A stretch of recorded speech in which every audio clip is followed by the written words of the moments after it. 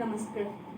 मानव समाज रे दैनंदिन रास्ता कड़े रही पर दान चाटी पेट पशुवा दुखी मनर कथा वो हृदय विदारक वेदना उपरे आधारित मोर छोटिया कविताटी दोष थिले क्षमा करिवे।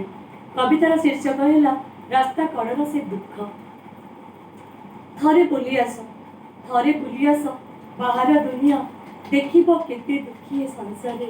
रास्ता कड़र से भिक थाली धरी केते जे मरती न खाई भोकरी, केते जे मरती न खाई भोकरी, केते जे दरिद्र न पिंधि शीतरे जीवन काटती, केते अभावरे मुठी दाना पाई आतुर मनरे चाही रही देवकी थाली रे।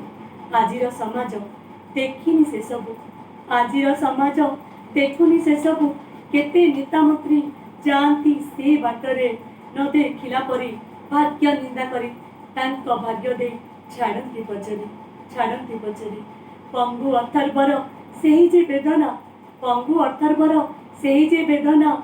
आमे तो ताकठू अछु भलरे छुआ हाथे धरी माँ कांदु थाई आमे तो हसुछु भारी आनंदरे। खरा बरसार केते माड़ खाई, खरा बरसार केते माड़ खाई दुखी बाट चले थकेई किए बा बुझिब से दुखीर दुख ताकू थरुटिए बुझिब के जाई।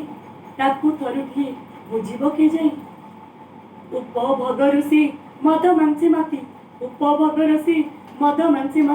पार्टी क्लब निशारे नाचती से जदि टिकिए पांता ए समाज रे दुखित नथांती।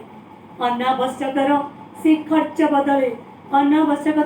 से खर्च बदले दाना पाई गरीब संसारे से ही मूल्य दे त्यागी होता दुआ तो मिलता स्वच्छ हृदय।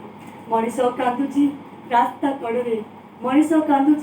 रास्ता कड़े कहीं ढालुची मंदिर भूमि ईश्वर अच्छा प्रकृति सेवारे खोजिले पाइब प्रति हृदय।